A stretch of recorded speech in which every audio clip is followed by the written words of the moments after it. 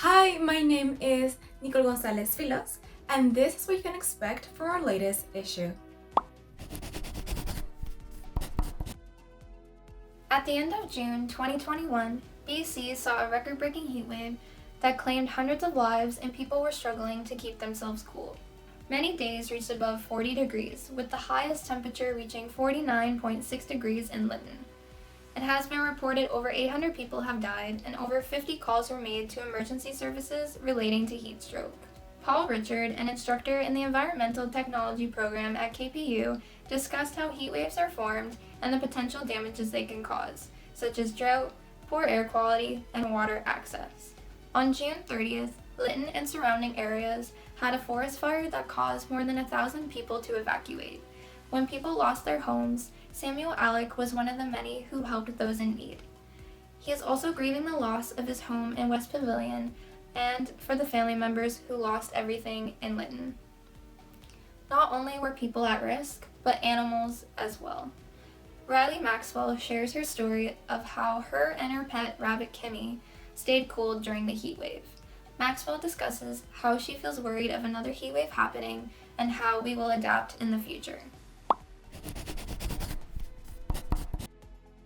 Newly appointed Kwantlen Student Association President Jaya Dillon is looking to create American Sign Language workshops for Kwantlen Polytechnic University students and faculty members for the fall semester.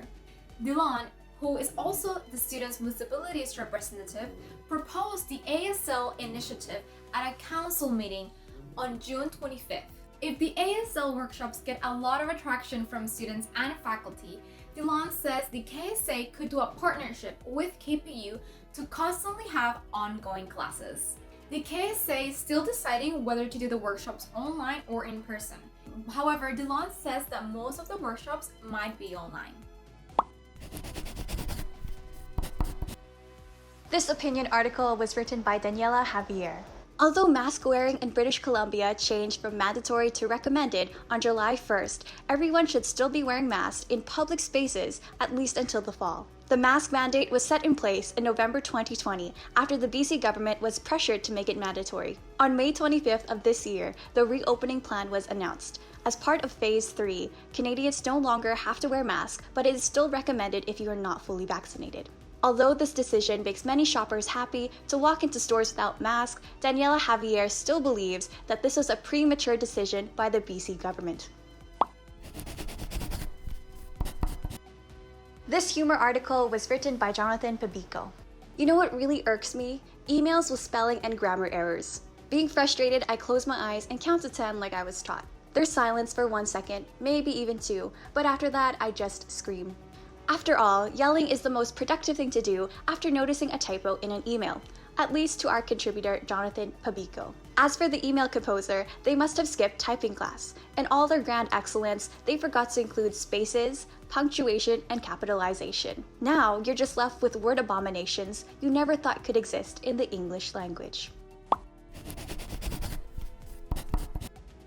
This column is about the Toronto Raptors getting the number 4 pick in the 2021 NBA draft. So this 2020-2021 NBA season did not go well for the Raptors as they had to relocate to Tampa, Florida due to the Canadian border restrictions for the COVID-19 pandemic. And the season featured a lot of heartbreak for the Raptors as they played all their games on the road. They were hit with a COVID-19 outbreak that put 3 starters and a huge chunk of their coaching staff out, and they weren't winning games like many expected them to. So the news of them receiving the top 4 pick was the type of news that the Raptors fans and the organization wanted to hear.